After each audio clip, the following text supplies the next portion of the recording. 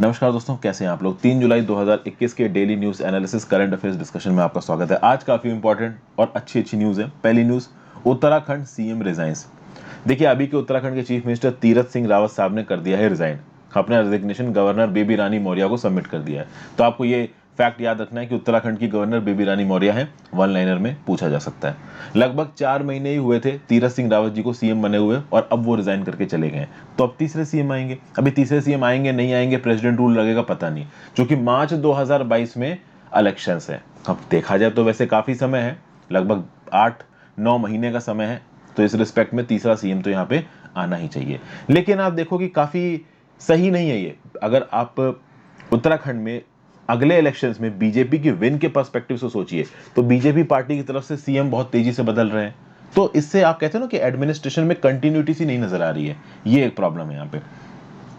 अब समझते हैं आकि तीरथ सिंह रावत साहब ने रिजाइन क्यों किया है। इससे पहले मैं आपको बता दूं कि 10 मार्च 2021 को तीरथ सिंह रावत साहब आपका सीएम बने थे। चूंकि पुराने जो सीएम थे त्रिवेंद्र सिंह रावत साहब, उन्होंने रिजाइन कर दिया था। पुराने सीएम के साथ क्या प्रॉब्लम थी, तो उनकी लोकल बीजेपी यूनिट जो है ना उत्तराखंड की, उसके साथ बन नहीं पा रही थी। और आपको पता है कि किसी एक स्टेट में अगर आपको राज करना है तो उस स्टेट के अंदर आपकी पकड़ होनी चाहिए। फिर अगर आप सेंटर के फेवरेट, उससे कोई फर्क नहीं पड़ता। आपकी एक स्टेट में पकड़ होनी चाहिए। स्टेट का एडमिनिस्ट्रेशन आपके हिसाब से चलना चाहिए, नहीं तो सेंटर के बॉस से सुनेंगे नहीं, मोदी जी शाह सुनेंगे नहीं। तो पहले त्रिवेंद्र सिंह रावत को हटाया गया, फिर तीरथ सिंह रावत कुर्सी पर बैठे। अभी तीरथ सिंह रावत भी हट गए हैं। जब तीरथ सिंह रावत से पूछा गया कि भाई आप अपनी कुर्सी पर से क्यों हटे, तो उन्होंने बोला कि देखिए अब मैं क्या कर सकता हूं। अगर आपने आर्टिकल 164 कॉन्स्टिट्यूशन का पढ़ा हो तो आर्टिकल 164 क्लास 4 में जाइए, क्या लिखा हुआ है। A minister who for any period of 6 consecutive months is not a member of the legislature of the state shall at the expiration of that period cease to be a minister. मतलब भारत की constitutional scheme में मान लीजिए कि किसी को chief minister appoint करना है या मिनिस्टर अपॉइंट करना है या इवन प्राइम मिनिस्टर अपॉइंट करना है, तो प्राइम मिनिस्टर अपॉइंट करना है या लोकसभा का मेंबर अपॉइंट करना है, इस बात से फर्क नहीं पड़ता कि लोकसभा का मेंबर नहीं, लोकसभा में मिनिस्टर या फिर राज्यसभा की तरफ से मिनिस्टर अगर आपको अपॉइंट करना है किसी पर्टिकुलर पर्सन को, तो वो लोकसभा का मेंबर हो चाहे राज्यसभा का मेंबर हो ना हो, कोई फर्क नहीं पड़ता, वो मिनिस्टर अपॉइंट किया जा सकता है। तो कोई पर्टिकुलर इंडिविजुअल, वो ना लोकसभा का मेंबर है ना राज्यसभा का मेंबर, उसको आप प्राइम मिनिस्टर भी अपॉइंट कर सकते हो, उसको आप काउंसिल ऑफ मिनिस्टर सेंटर में बैठा सकते हो, बशर्ते वो 6 महीने के अंदर अंदर या तो राज्यसभा का मेंबर बन जाए, लोकसभा का मेंबर बन जाए। Same goes for state legislative assembly. तो उत्तराखंड में जो स्टेट लेजिस्लेटिव असेंबली है, अगर आप उसके मेंबर नहीं हो तो भी आप चीफ मिनिस्टर बनाए जा सकते हो या कोई और मिनिस्टर बनाए जा सकते हो, बशर्ते 6 महीने के अंदर आप मेंबर बन जाओ उत्तराखंड की स्टेट लेजिस्लेटिव असेंबली की। अब मैं आपको बता दूं कि जो तीरथ सिंह रावत साहब हैं, ये ऑलरेडी एक एमपी हैं। He is member of parliament from Uttarakhand और अभी भी एमपी हैं। तो क्या ये एमपी हैं और at the same point of time इनको चीफ मिनिस्टर बनाना सही था? देखिए, बनाया जा सकता है टेक्निकली। शर्त यह है कि 6 महीने के अंदर अंदर आप मिनिस्टर बन जाओ, और अगर 6 महीने के अंदर अंदर आप स्टेट लेजिस्लेटिव असेंबली में आ जाओ, और अगर आप 6 महीने के अंदर अंदर स्टेट लेजिस्लेटिव असेंबली में आ जाते तो ऑब्वियस सी बात है, जो लोकसभा की सीट थी वो आपकी खाली हो जाती, आप ऐसे लेके मेंबर बन जाते और फिर आप चीफ मिनिस्टर बन जाते उत्तराखंड के। और अगला इलेक्शन जो होने वाला है मार्च 2022 में, वहां पे हो सकता है कि बीजेपी के कैंडिडेट की तरफ पोर्ट्रे किए जाते। अब तीरथ सिंह रावत इतने समय में क्यों नहीं बन पाए आपके स्टेट लेजिस्लेटिव असेंबली के मेंबर? अगर हम लोग टाइम जुड़े तो मार्च, अप्रैल, मई, जून, जुलाई, अभी मुश्किल से 4 महीने ही हुए हैं। 2 महीने का समय और था। लेकिन इस बात को कंफर्म हो गया कि अगले 2 महीने में स्टेट लेजिस्लेटिव असेंबली के मेंबर नहीं बन पाएंगे तीरथ सिंह रावत, तो उन्होंने रिजाइन कर दिया। अब उनको ऊपर से रिजाइन करने को बोला गया नहीं बोला गया, वो पॉलिटिकल बातें हैं, उसमें नहीं घुसते। क्या इस बीच में मौका था बीजेपी के पास उनको स्टेट लेजिस्लेटिव असेंबली का मेंबर बनाने का? तो जी हां, मौका था। आपको पता होगा कि एक सॉल्ट असेंबली कॉन्स्टिट्यूएंसी है उत्तराखंड में। ये सॉल्ट असेंबली कॉन्स्टिट्यूएंसी उत्तराखंड की कुमाऊं रीजन में आती है। उत्तराखंड में कुमाऊं और गढ़वाल 2 इंपॉर्टेंट रीजन है। और ये जो हमारे तीरथ सिंह रावत साहब हैं, इनकी पकड़ गढ़वाल रीजन में है। अब हुआ ये था कि ये जो कुमाऊं रीजन में सॉल्ट कॉन्स्टिट्यूएंसी है, इसके जो पहले के एमएलए थे सुरेंद्र सिंह जीना साहब, उनकी मृत्यु हो गई थी। तो उनके बड़े भाई मुकेश को टिकट दे दिया बीजेपी ने, इनको टिकट नहीं दिया। बीजेपी को यह डर था कि अगर यहां पे तीरथ सिंह रावत लड़ेंगे तो हो सकता है इलेक्शन हार जाए। अभी इलेक्शन हार जाएंगे तो सीट भी जाएगी स्टेट लेजिस्लेटिव असेंबली की, पार्टी की बदनामी होगी कि अलग, कि पार्टी का चीफ मिनिस्टर कैंडिडेट एक इलेक्शन भी नहीं जीत पा रहा है मेंबर ऑफ लेजिस्लेटिव असेंबली का। इसीलिए सुरेंद्र सिंह जीना के जो बड़े भाई थे मुकेश, उनको टिकट दे दिया गया और वो बन गए एमएलए। और हमारे ये तीरथ सिंह रावत साहब एमएलए ही नहीं बन पाए। तो अब इनको पता है कि अगले 2 महीने में ये एमएलए नहीं बन पाएंगे, इसलिए ये यहाँ पे सीट से रिजाइन करके चले गए। और जाते जाते इन्होंने अमित शाह जी से और मोदी जी से बोला कि thank you for the opportunity. अब ये तो हो गई लीगल बातें। कुछ और बातों को लेके यहाँ पे तीरथ सिंह रावत साहब को क्रिटिसाइज किया जा रहा है। जैसे कि फॉर एग्जांपल कुंभ मेला के समय पे जो लोग भी मेला अटेंड करने आ रहे थे, उनका आरटीपीसीआर टेस्ट ठीक तरीके से नहीं किया गया, फेक आरटीपीसीआर टेस्ट था। कहीं ना कहीं ये इल्जाम लगाया गया तीरथ सिंह रावत जी के ऊपर, और भी बहुत सारे एडमिनिस्ट्रेटिव लैप्सेस को लेके इनके ऊपर इल्जाम लगाया गया है। ओके, तो ये प्रॉब्लम्स थी और अब फाइनली तीरथ सिंह रावत आपके चीफ मिनिस्टर नहीं है। कौन से नए चीफ मिनिस्टर आते हैं ये देखते हैं, केंद्र सरकार डिसाइड करेगी, सेंटर में जो पार्टी की लीडरशिप है वही डिसाइड करेगी कौन नया चीफ मिनिस्टर यहाँ पे आएगा। उसके लिए मीटिंग चालू हो गई है। जनरल स्टडीज पेपर 2 में salient features of representation of people act में ये पर्टिकुलर न्यूज आपको काम आएगी। आगे बढ़ने से पहले वीडियो पे लाइक का बटन, अगर अब तक आपने इस वीडियो को शेयर नहीं किया है, चैनल को शेयर और सब्सक्राइब नहीं किया, कर सकते हैं। ज्वाइन बटन दबा के आप हेल्प कर सकते हैं। मैं रोज रिकॉग्नाइज करता हूँ जो भी मेरे एफर्ट्स को मतलब रिकॉग्नाइज करता है ज्वाइन बटन दबा के। तो if you want to push the join button definitely do it. Instagram पे फॉलो कर लीजिए, आप वहाँ पे अपने मैसेजेस भेज सकते हैं। टेलीग्राम ग्रुप जो आप ज्वाइन कर लीजिए, most important links, most important PDFs जो भी मेरी होती है मैं वहाँ अपडेट करता हूँ।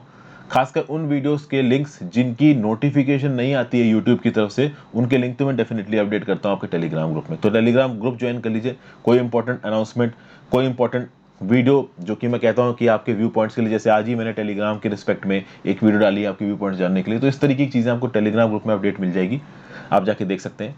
ये जो करंट अफेयर्स की पीडीएफ है ये तो टेलीग्राम ग्रुप में मिलेगी, प्लस इस करंट अफेयर्स का जो जिस्ट है और जिस्ट के साथ साथ कुछ वैल्यू एडिड कंटेंट शाम तक करंट अफेयर्स के एक आर्टिकल के फॉर्म में अपलोड हो जाएगा।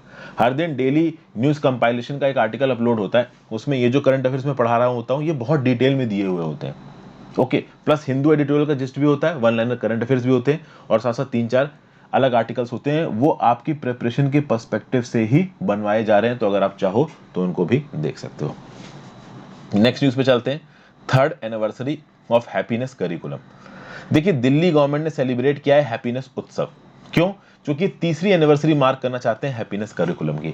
दिल्ली के स्कूलों में हैप्पीनेस करिकुलम को लॉन्च किए हुए 3 साल बीत गए, और यहाँ पे जो दिल्ली के deputy chief minister Manish Sisodia साहब, ये कहीं ना कहीं इस हैप्पीनेस करिकुलम की तारीफ कर रहे हैं। इनका बोलना है कि भाई 2 से 3 साल के अंदर इस हैप्पीनेस करिकुलम ने बच्चों की, उनकी फैमिलीज की और टीचर्स की जिंदगी में बदलाव लाया है। इनका ये बोलना है कि जो हैप्पीनेस क्लासेस चालू की गई हैं इन 3 सालों में उन्होंने इतना पॉजिटिव इंपैक्ट दिखाया, तो सोचिए वो 10 सालों में कितना पॉजिटिव इंपैक्ट दिखा सकते हैं। तो कुल मिला के हैप्पीनेस करिकुलम को एक अचीवमेंट की तरह पोर्ट्रे कर रहे हैं दिल्ली की एडमिनिस्ट्रेशन, दिल्ली की सरकार। हालांकि अब दिल्ली की सरकार एक्चुअली में लेफ्टिनेंट गवर्नर है, बट देखिए इलेक्टेड तो आपकी ही गवर्नमेंट है ना, तो इसलिए मैं दिल्ली की सरकार बोल रहा हूँ। टेक्निकली अब lieutenant governor is the government of NCT of Delhi, पता है ना, अमेंडमेंट आया है, पढ़ाया था आपको। फिर बात करते हैं हैप्पीनेस करिकुलम के बारे में। ये क्या है भाई? तो हैप्पीनेस करिकुलम लॉन्च किया गया था जुलाई 2018 में the holy the highness Dalai Lama ji के द्वारा। और दिल्ली में जो भी गवर्नमेंट स्कूल्स हैं, नर्सरी से लेके 8वीं कक्षा तक में ये हैप्पीनेस क्लासेस चलाई जाती हैं। तो अब उनके स्कूलों के करिकुलम का पार्ट बन गई है हैप्पीनेस क्लासेस। इन हैप्पीनेस क्लासेस में इन बच्चों को कॉग्निशन सिखाया जाता है, लैंग्वेज के बारे में जानकारी दी जाती है, लिटरेसी, न्यूमरेसी, आर्ट्स, इन सब चीज़ों के बारे में आपको कह सकते हो जानकारी दी जाती है बच्चों को। ओके, फिर ये बोला जाता है कि हमारे देश के जो फ्यूचर नागरिक हैं वो माइंडफुल रहें, अवेयर रहें, अवेकेंड रहें, एम्पैथेटिक रहें, अपनी आइडेंटिटी के साथ जुड़े हुए रहें, एजुकेशन को एज अ लार्जर पर्पस लें। ये सब भी इस हैप्पीनेस करिकुलम का पार्ट है। हैप्पीनेस करिकुलम को 4 कैटेगरीज में डिवाइड किया गया। पहली category becoming mindful and attentive, दूसरी category developing critical thinking and reflection, तीसरी category developing socio emotional skills, चौथी category developing better communication skills. इसके बारे में और जानना चाहते हैं तो ब्रैकेट्स में एडिशनल इन्फॉर्मेशन दे रखी है, आप पढ़ सकते हैं। बोल बच्चन टाइप इन्फॉर्मेशन है, इन्यूमरेट करने की जरूरत नहीं है। पेपर 3 जनरल स्टडीज पेपर 2 में आपको ये न्यूज काम आएगी, effect of policies and politics of developed and developing countries on India's interest. Next बात करते हैं 4000 year old settlement found in Odisha. भाई देखिए, Odisha institute of maritime and south east Asian studies, इसको OIMCs बोलते हैं, तो मैं यहाँ पे OIMCs ही बोलूंगा। तो ये OIMCs आर्कियोलॉजिकल विंग है उड़ीसा के राज्य की सरकार की, और इसने एक 4000 पुराना सेटलमेंट ढूंढा है एंशिएंट आर्टिफैक्ट के साथ, ये सेटलमेंट मिला है बालासोर डिस्ट्रिक्ट में। जैसे कि इंदस वैली सिविलाइजेशन है ना, तो हड़प्पा सिविलाइजेशन हो गई, महड़गल कल्चर हो गया, ठीक है, आपका लोथल हो गया, तो इसी प्रकार से ये आपका एक और सेटलमेंट मिला है उड़ीसा के अंदर। 4000 साल पुराना सेटलमेंट बताया जा रहा है, और ऑब्वियस सी बात है सेटलमेंट है तो यहाँ पे कुछ आर्टिफैक्ट्स, आर्टिफैक्ट्स मतलब पुरानी लोगों के द्वारा इस्तेमाल की गई चीजें भी पाई गई हैं। ओके, कहाँ पे मिला है ये, तो बालासोर नाम की जगह पे मिला है। और इसके बाद जब OIMCs को ये सेटलमेंट मिला तो उन्होंने आर्कियोलॉजिकल सर्वे ऑफ इंडिया से परमिशन मांगी कि हमें इस साइट को डॉक्यूमेंट करने की परमिशन दीजिए। डॉक्यूमेंट करना क्या होता है कि प्रॉपर आप कागजी तौर पे जितने भी यहाँ पे आर्टिफैक्ट्स मिले हैं उनके कैरेक्टरिस्टिक्स को कोट करो, उनको प्रॉपर तरीके से कंजर्व करो, उस इलाके के बारे में पूरी इंफॉर्मेशन को डॉक्यूमेंट लेके आओ और उसको प्रॉपरली कंजर्व करने के प्रोसेस को शुरू करो। इसको आप कह सकते हो डॉक्यूमेंटेशन। ये जो जगह है आप कह सकते हो इसका नाम दुर्गा देवी दिया गया है, और ये दुर्गा देवी 20 किलोमीटर दूर है बालासोर टाउन से।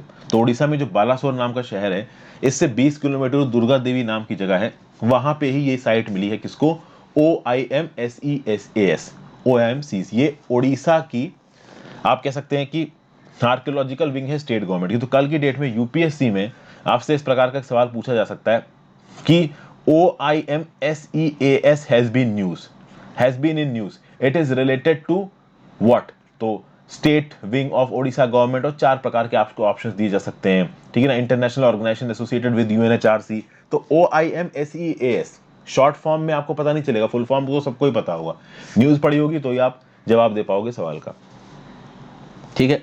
तो इस पर्टिकुलर एक्सकेवेशन साइट से 3 पीरियड्स के आर्टिफैक्ट मिले हैं।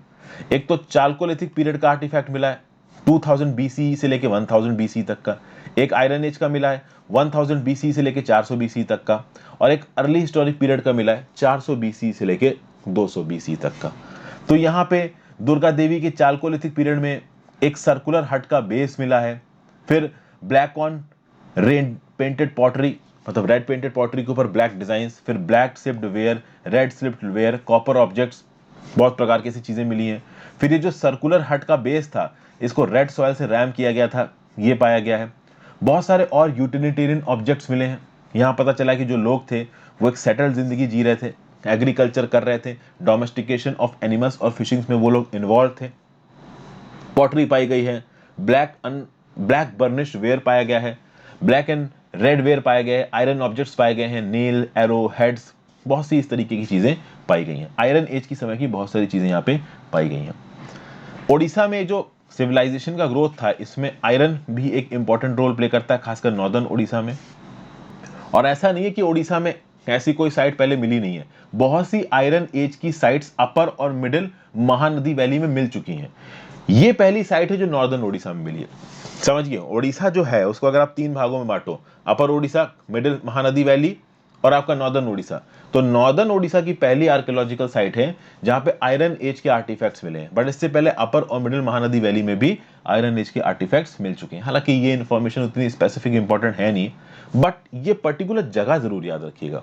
किस जगह की बात हो रही है यहाँ पे, तो दुर्गा देवी नाम की जगह है, बालासोर टाउन से 20 किलोमीटर दूर। यहाँ पे एक नई आर्टिफैक्ट की साइट मिली है, काफी इंपॉर्टेंट न्यूज है ये। Okay, red ware, terracotta ear studs, bangles, beads, some conical objects, जिस प्रकार की चीजें इंदस वैली सिविलाइजेशन में मिली हैं उसी प्रकार की चीजें यहाँ पे भी काफी सारी पाई गई हैं।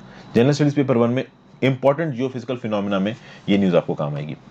अब देखिए यहाँ पे एक और न्यूज निकल के आ रही है, tension prevails at Srisailam Nagarjuna Sagar projects. देखिए मैं बोलूंगा कि आज की मोस्ट इंपॉर्टेंट न्यूज है ये, और ये जो मुद्दा है ये आज का नहीं, कई सालों से चला आ रहा है। पहले तो ये मुद्दा कोई बड़ा था नहीं क्योंकि आंध्र प्रदेश एक स्टेट हुआ करता था, फिर आंध्र प्रदेश 2 स्टेटों में बंट गया, तेलंगाना और आंध्र प्रदेश। अब तेलंगाना और आंध्र प्रदेश जब 2 स्टेटों में चीजें बंटती हैं तो जो भी रिसोर्सेज है उनके बंटवारों को लेकर लड़ाई होती है, और वो लड़ाई यहाँ पे हो रही है। एक तो 2 प्रोजेक्ट्स इन्वॉल्व हैं यहाँ पे, एक नागार्जुन सागर प्रोजेक्ट है, एक श्रीशैलम प्रोजेक्ट है, और एक और प्रोजेक्ट यहाँ पे इन्वॉल्व है जिसका नाम है Rajoli Banda division scheme right canal. Recently हुआ यह है कि भाई तेलंगाना और आंध्र प्रदेश दोनों आपस में लड़ रहे हैं। एक्चुअली में जो नागार्जुन सागर डैम है, अभी मैं इसकी लोकेशन भी आपको दिखाऊंगा, तो ये जो नागार्जुन सागर डैम है कृष्णा नदी पे, जब इस डैम के अंदर पानी 834 फीट से ज्यादा हो तब पावर प्रोडक्शन के लिए तेलंगाना भी और आंध्र प्रदेश भी पावर निकाल सकते हैं। लेकिन हुआ ये कि जब उस डैम में पानी 806 फीट था तभी तेलंगाना ने पानी निकालना शुरू कर दिया पावर प्रोडक्शन के लिए। जैसे ही आंध्र प्रदेश को पता चला, आंध्र प्रदेश का दिमाग खराब हो गया।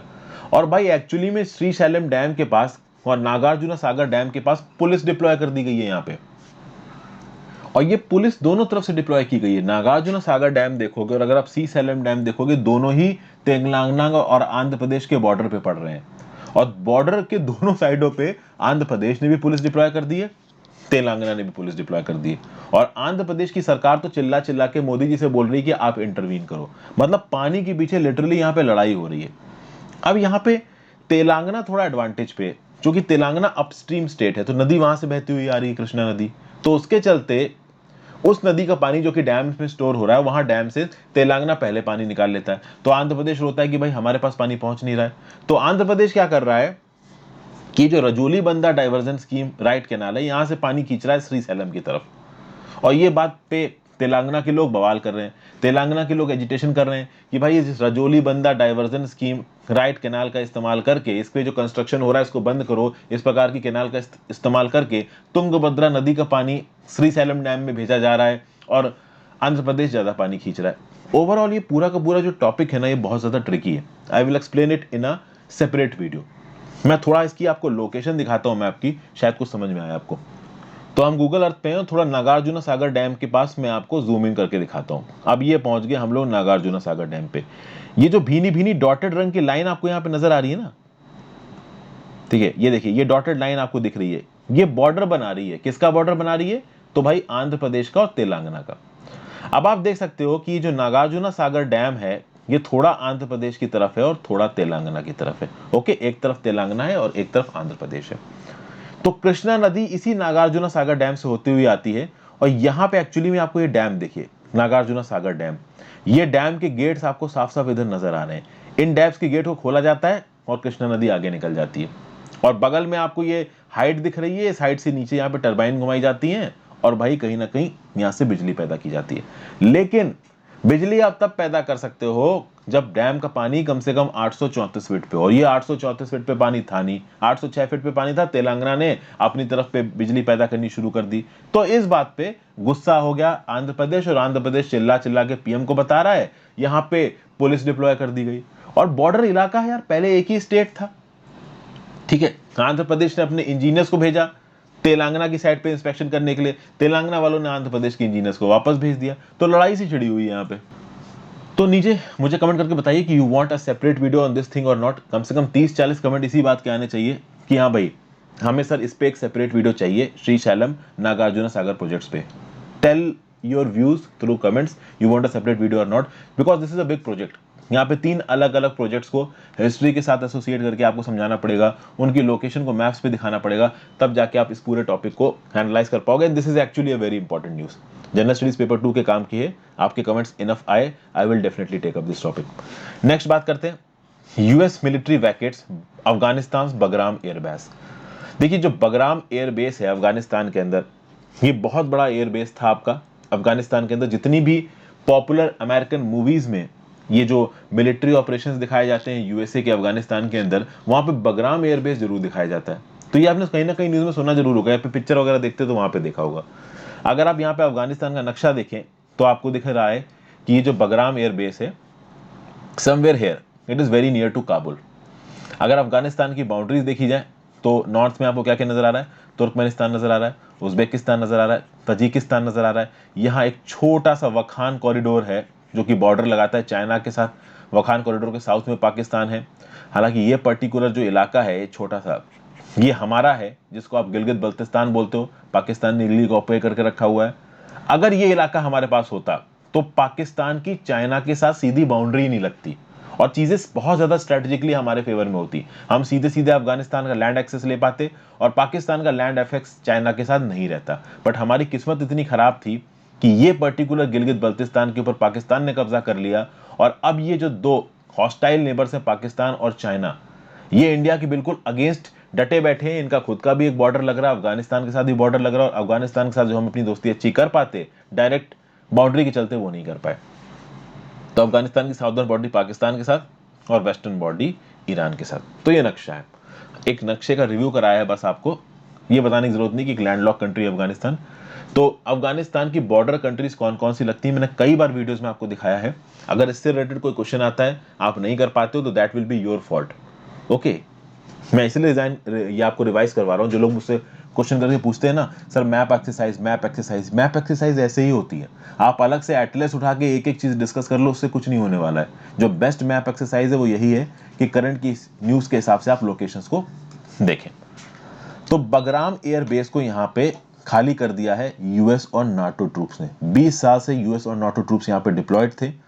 चूंकि अमेरिकन मिलिट्री अफगानिस्तान से निकल रही है, ऑलरेडी जो बाइडेन अनाउंस कर चुके हैं कि 11 सितंबर तक हम लोग अफगानिस्तान को छोड़ के चले जाएंगे। तो बगराम एयरबेस खाली हो गया है और इस बगराम एयरबेस को हैंडओवर कर दिया गया है अफगान की डिफेंस मिनिस्ट्री को। एक्चुअली में एक सेरेमनी होगी और अफगान डिफेंस मिनिस्ट्री को यह बगराम एयरबेस दे दिया जाएगा। इस बात को बता पाना कोई, आप कह सकते हो, रॉकेट साइंस नहीं है। आगे आने वाले समय में आप देखना, तालिबान का सबसे पहला टारगेट ये होगा कि वो इस बगराम एयरबेस को कब्जा करने की कोशिश करें। 100% ये आगे होने वाला है। अब देखते हैं अफगानिस्तान इसको अपने पास रख पाता है कि नहीं रख पाता है, अफगानिस्तान की सरकार इसको अपने पास रख पाती कि नहीं रख पाती। जब तक यूएस अफगानिस्तान में ऑपरेट कर रहा था, Bagram airbase was the nerve centre of US military operations in Afghanistan. सारे लॉजिस्टिकल सपोर्ट प्रोवाइड करना ग्राउंड ट्रूप्स को, एयर एसेट्स को कोऑर्डिनेट करना, ये सब बगराम एयरबेस से ही होता था। जनरल स्टडीज पेपर 1 में इंपॉर्टेंट फॉर प्रीलिम्स और जनरल स्टडीज पेपर 2 में इंटरनेशनल रिलेशंस के रिस्पेक्ट में न्यूज इंपॉर्टेंट है।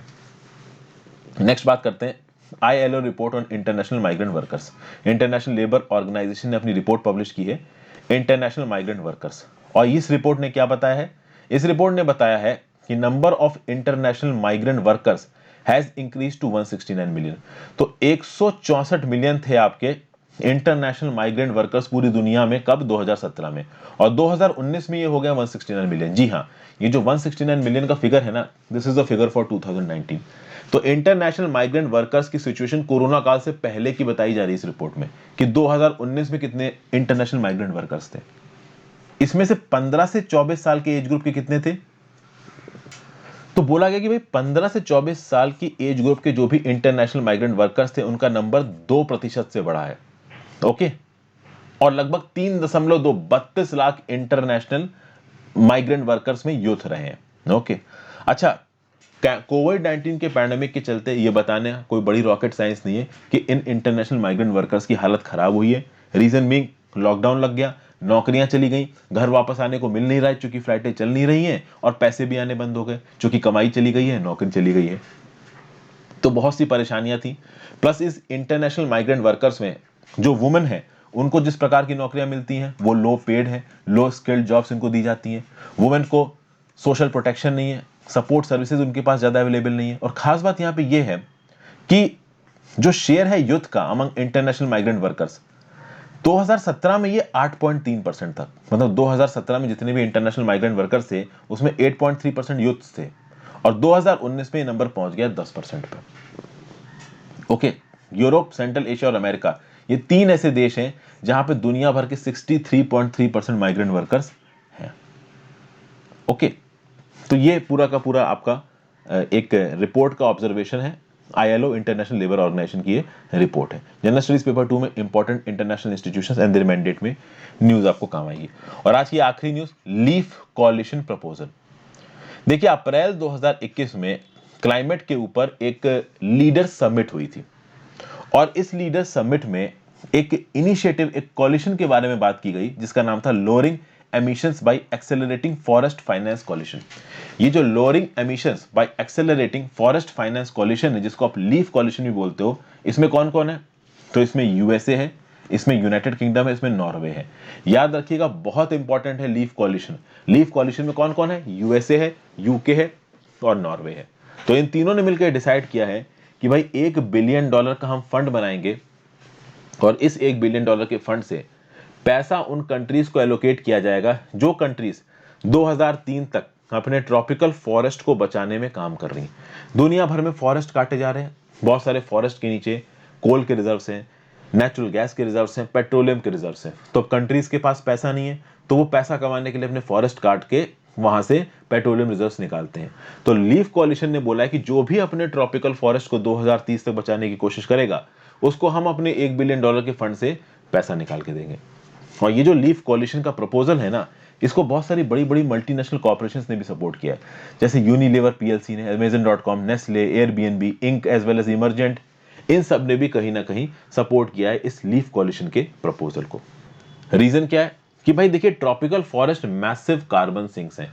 कैसे कार्बन सिंक है आपको बताना जरूरी नहीं है, बच्चा बच्चा जानता है कि भाई पेड़ क्या करते हैं, कार्बन डाइऑक्साइड इनहेल करते हैं और ऑक्सीजन को एक्सहेल करते हैं, ऑक्सीजन को एमिट करते हैं। तो अगर पेड़ ही काट दोगे तो कार्बन डाइऑक्साइड का जो न्यूट्रलाइजेशन बंद हो जाएगा, ऑक्सीजन कम पैदा होगी। इसलिए जरूरी है कि ट्रॉपिकल फॉरेस्ट को बचाया जाए। आपको पता है कि ये जो ब्राजील की अमेजोन रेन फॉरेस्ट है ना, इनको लंग्स ऑफ द वर्ल्ड कहा जाता है, मतलब दुनिया भर के लिए ऑक्सीजन पैदा करते हैं। तो इसी प्रकार के दुनिया भर के जो ट्रॉपिकल फॉरेस्ट हैं उनको बचाना यहाँ बहुत ज्यादा जरूरी है, तो उनको प्रोटेक्शन करना बहुत जरूरी है। पब्लिक प्राइवेट प्लेयर्स दोनों यहाँ पे इन्वॉल्व होने चाहिए। तो ये जो REDD+ मैकेनिज्म है, जिसको आप बोलते हो reducing emissions from deforestation and forest degradation, इस मैकेनिज्म को ठीक तरीके से इंप्लीमेंट करने के लिए ये जो लीफ कॉलिशन का इनिशिएटिव है ये बहुत यूजफुल रहने वाला है। और ये जो REDD+ इनिशिएटिव था, reducing emissions from deforestation and forest degradation, ये बनाया गया था UNFCCC के अंदर, United Nations framework convention on climate change के अंदर। अभी फाइनेंशियल सपोर्ट की बात की जाए कि इस लीफ के अंदर फाइनेंशियल सपोर्ट कैसे दिया जाएगा, तो रिजल्ट बेस्ड फाइनेंसिंग मॉडल होगा। जो जितना अच्छा अपने ट्रॉपिकल फॉरेस्ट को बचाएगा उसको उतना ज्यादा पैसा दिया जाएगा। ओके, फिर यहाँ पे जो परफॉर्मेंस है फाइनेंस में वो किसके हिसाब से मेजर की जाएगी, ट्रीज स्टैंडर्ड के हिसाब से। ट्रीज स्टैंडर्ड क्या है, REDD+ का इन्वायरमेंटल एक्सीलेंस स्टैंडर्ड है। ट्रॉपिकल फॉरेस्ट के बारे में यहाँ पे कुछ इन्फॉर्मेशन दे रखी है, आप चाहो तो पढ़ सकते हो। तो ये था आज का news analysis, general studies paper 2 international relations और general studies paper 3 conservation related issues में न्यूज आपको काम आएगी। So thank you for watching friends. I hope आपको कुछ यूजफुल यहाँ पे पता चल रहा हो। ज्यादा से ज्यादा लोगों के साथ वीडियो को शेयर करें, अपने व्यू पॉइंट्स नीचे कमेंट बॉक्स में जरूर दें। Have a great day, good.